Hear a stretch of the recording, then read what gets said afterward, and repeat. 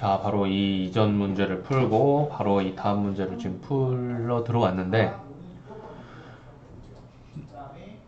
음, 아이고. 지금 다른 문제들이 어떻게 지금 뭐 문제 근거가 어떤 식으로 범위가 잡혀 있는지 확인을 다 안 한 상태예요. 그래서 문제를 보고 지금 판단을 하셔야 되는데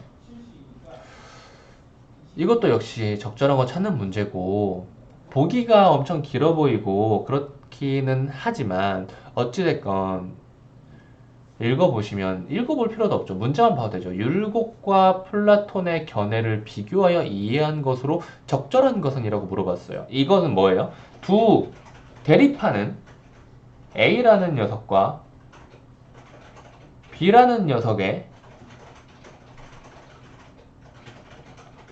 공통점 또는 차이점을 찾는 것이 핵심입니다. 왜냐하면 100% 모든 거를 이해하면 좋죠. 빨리 읽으면서 이해하면 좋은데 접근 자체를 하는 걸 가르쳐 주는 거예요. 자, 왜 이걸 이렇게 접근을 해야 되는가? 자, 일단 두 명의 견해를 비교하는 것이 문제니까 당연히 답 역시 두 명의 견해를 비교해야겠죠. 그러면 두 명의 견해 중에서 굉장히 모호한 녀석, 그러니까 둘 다 뭔가 동의하는 것 같으면서도 둘 다 뭔가 반대하는 것 같으면서도 이런 식으로 딱 정해가지고 말하기 힘든 내용은 답으로 채택될 수가 없어요. 그래서 명백하게 드러나는 이 둘의 공통점과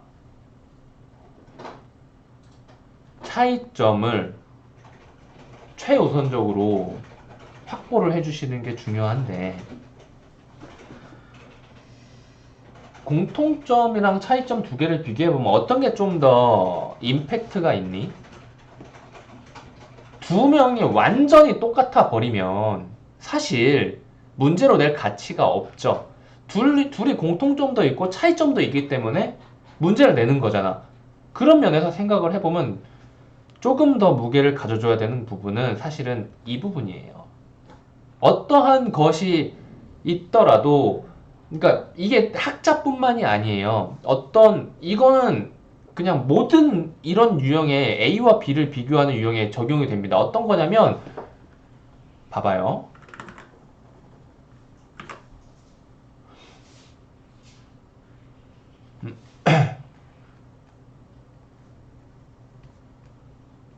학자 대 학자도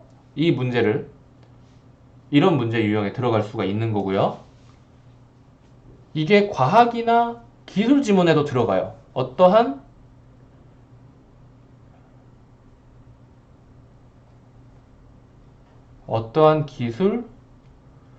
기술 지문에서는 새로운 우리가 처음 보는 기술 같은 것에 대해서 이야기를 해주잖아. 어떤 기술에 대해서 제시를 해주니까 그 기술을 도입하기 이전의 상태와 기술 도입 이후의 상태를 비교하면서 차이점을 찾아내라는 문제가 이런 식으로도 나올 수가 있고요. 그리고 과학에서도 어떠한 순간, 어떠한 변화를 일으키는 순간 이전, 그러니까 이것도 뭐 똑같긴 한데 이전과 이후, 이거는 예술에서도 똑같이 나옵니다. 예술에서도, 그리고 경제 지문에서 똑같이 나와요. 예술에서도 어떠한 어, 어떠한 예술 사상 이전과 이후를 비교하라. 이것은 이렇게 줄 그려줄 수도 있고, 그 다음에 어떠한 예술 사상 이전 세대의 그림을 주고, 이후 사상의 그림을 줄 수도 있는 거죠. 경제에서는 시간이 지남에 따라서 그래프가 바뀐 것을 분석하라라는 문제가 나올 수가 있는 거죠. 수치, 변화, 전, 후 이런 것도 있을 수가 있고요. 건축에서도 건축 양식, 어떤 특정한 건축 양식 이전 그리고 이후를 비교하는 걸로 이런 문제가 나올 수 있고, 모든 지문에서 전부 다 이 문제를 낼 수가 있는 거예요. 그래서 제가 지금 시간을 들여가지고 이 이야기를 해드리고 있는 건데, 이런 문제 같은 경우에는 그래서 다시 처음으로 돌아가면 공통점과 차이점을 찾는 것이 무엇보다도 가장 중요합니다. 그리고 적절한 거 찾는 문제니까 이해가 우선이에요. 선지 하나하나를 찾는 것보다는 일단 원칙적으로 이해가 우선입니다. 그래서 이제 이해를 해볼 건데, 이 이전 문제를 풀면서 모든 문제가 조금 더워. 모든 문제가 유기적으로 연결이 되어 있어요. 다른 문제를 잘 풀었으면은 이 문제 역시도 다른 문제 풀면서 기반이 된 걸 바탕으로 이해할 수가 있죠. 이 이전 문제를 풀면서, 제가 지금 문제 전부 다 풀어본 건 아니지만 어쨌든 이 바로 전 문제를 풀면서 제대로 풀었다면은 대충 여기에 대해, 아니면 길다면은 여기에 대해 1, 2문단까지 이해가 되게 확실히 됐죠. 그리고 선지를 쓱 훑어봤더니 율곡의 2, 율곡의 2, 율곡의 성인, 율곡의 2, 율곡의 이상사회라는 이야기를 하고 있습니다. 자, 보시면은 2라는 단어가 3개가 나와요. 그리고 바로 이전 문제를 풀면서 이와 기라는 단어에 대해서 체크가 되었겠죠. 그쵸?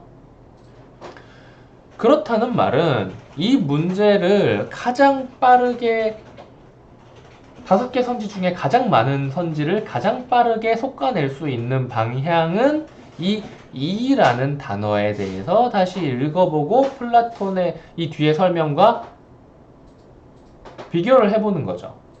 오케이? 그래서 우선은 요 녀석과 요 녀석은 제껴두고 1번, 2번, 4번에 대해서 생각을 해보기로 하는 거예요. 여기까지 이해하는데 전혀 어려운 거 없죠. 그냥 합리적으로, 그냥 이성적으로 생각을 해서 당연한 흐름이죠. 그래서 율곡의 2부터 이해를 해 볼 거예요. 율곡의 2에 대해서 설명하는 것에 대해서 이제 밑줄을 좀 그어 볼게요. 율곡의 2라는 녀석인데, 일단 이는 형체도 없고 시간과 공간의 제약을 받지 않고 존재하는 만물의 법칙이자 원리, 뭐 절대 원리 뭐 이런 거네요. 그쵸? 이게 2입니다. 그리고 기는 굳이 볼 필요는 없죠. 자, 2는 여기서 2와 기는이라고 해가지고 2와 기 둘 다 하셔도 되고요. 2는 이라고만 하셔도 됩니다. 2는 사물의 구성 요소가 절대 원칙, 만물의 법칙이자 원리이며 사물의 구성 요소예요. 그리고 2와 기는 서로 다른 성질을 갖는다고 하지만 2는 2에 대해서만 보고 있는 거니까 2는 현실 세계에서 항상 기와 더불어 실제로 존재한다. 여기까지가 지금 밑줄 친 부분이 2라는 단어 하나에 대해서 설명을 한 거죠. 조금 더 추가하자면 서로 구별되면서도 분리는 안 돼 있는 것이 바로 이와 기이다 라고까지 보시면 되고, 여기에서 이제 보기를 들어가시면 되는 거예요. 자, 플라톤은 물질적이고 가변적인 사물들이 존재하는 현실 세계와 비물질적이고 불변적이고 완벽한 이데아들이 존재하는 이상 세계를 구분한다. 자, 이제 여기에서 날씨가 갑자기 추워져가지고 목이 되게 칼칼하네. 감기가 걸리려나? 감기 걸리면 안 되는데. 몸 조심 잘 하세요. 자, 그래서 이제 보시면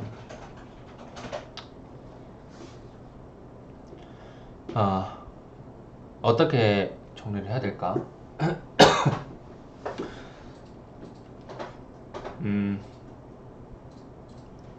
일단 여기까지 읽어보고 우리가 비교해야 될 것이 무엇인지는 일단 확인이 되었을 거예요. 율곡의 2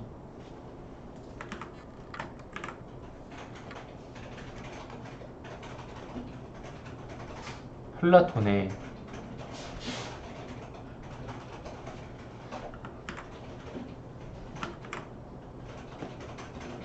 이렇게 쓸게요. 플라톤의 이데아 비물질적이고 뭐예요? 자 보시면 형체가 없어. 플라톤의 이데아 비물질적이야. 둘 다 같은 말이죠. 그리고 시간과 공간의 제약을 받지 않고 존재하는 만물의 법칙이자 원리.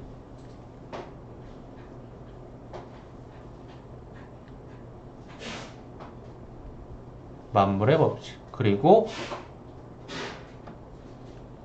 완벽한 것. 자, 그리고 시간과 공간의 제약도 받지 않지만 시공간 제약 없음.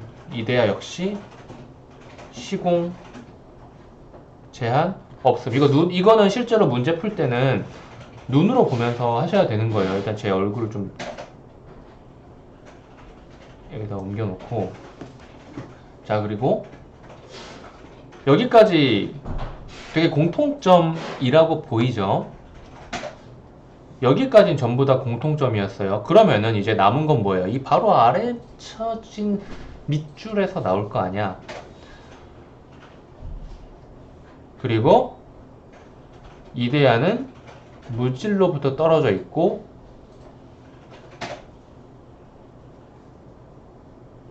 실제로 존재하는 것. 그리고 이는 뭐예요? 사물의 구성 요소예요. 무슨 말인지 알겠어요? 그리고 현실 세계에서 항상 기와 더불어 실제로 존재한다.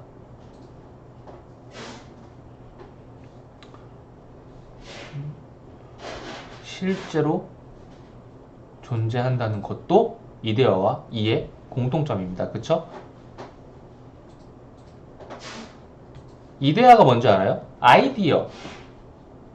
아이디어라는 단어에서 나온 건데, 이게 아이디어가 아니라 아이디얼 타입이라는 말로 하면 이상향이라는 말이 돼요. 이상적인 것이라는 이야기가 돼요. 그러니까 이상향이라는 게 뭐예요? 이상적인 것이라는 게 왜 그걸 이상적인 것이라고 할까요?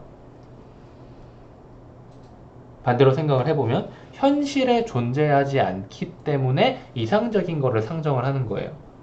우리가 경제에서 배우는 완전 경쟁 시장이라는 가장 기본적인 모델 역시도 사실은 현실에서 존재하지 않지만 가장 완벽한 시장이 존재했을 때를 가정을 해서 학문을 발전시키는 용도로 쓰인 거죠. 그 완전 경쟁 시장 역시도 이런 이상향, 아이디얼 타입인 거예요.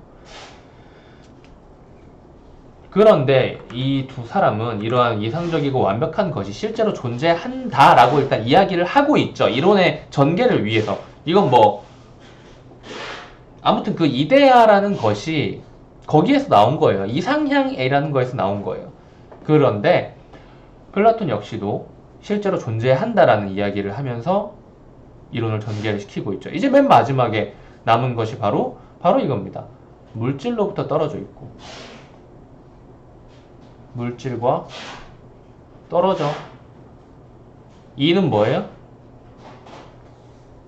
기와 더불어 실제로 존재한다라고 했는데 기가 뭐예요? 기를 물질적인 요소라고 봐요. 그러니까 이 녀석은 물질, 기 함께 존재하는 겁니다. 이제 명확하게 정리가 됐죠. 이런 비슷한 것들을 비교하여 이해하는 문제는 전부 다 이런 식으로 생각을 하시면 돼요. 그리고 정답까지 도출이 여기에서 된다면 이야기를 하나 더 추가를 할게요. 그래서 이러한 공통점과 차이점이 있어요. 그렇다면은 차이점에 일단 집중을 하는 게 옳지 않을까? 누가 봐도 이게 티가 나잖아. 그쵸? 그쵸?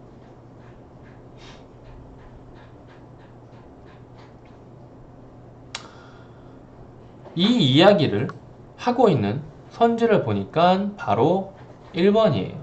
그럼 답이 나왔네요. 그리고 여기에서 제가 방금 답이 나온다면은 추가적으로 이야기를 한다고 했던 이야기는 이것은 아무리 보기가 길다고 하더라도 2점짜리 문제이기 때문에 지문에서 할애되는 근거의 분량은 몇?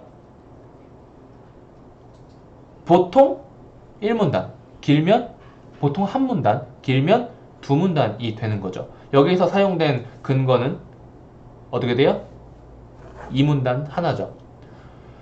이렇게 풀어봤습니다. 그리고 나머지 애들은 제가 이거 정리했던 이걸 바탕으로 여기 안 나와 있는 3번이나 5번 이런 녀석도 한번 근거 한번 찾아보세요. 여기까지 하겠습니다. 그러니까 2단계 교재를 먼저 풀었다면 무슨 말인지 이해가 될 텐데 이런 식으로 비교하는 문제는 거의 다 이런 식으로 풉니다. 제가 이렇게 손으로 두 개를 직접 다 비교해서 써가면서 설명하는 경우는 언제나 그렇진 않지만은 항상 문제를 풀 때 이런 이야기들을 하면서 문제를 풀어요. 여기까지.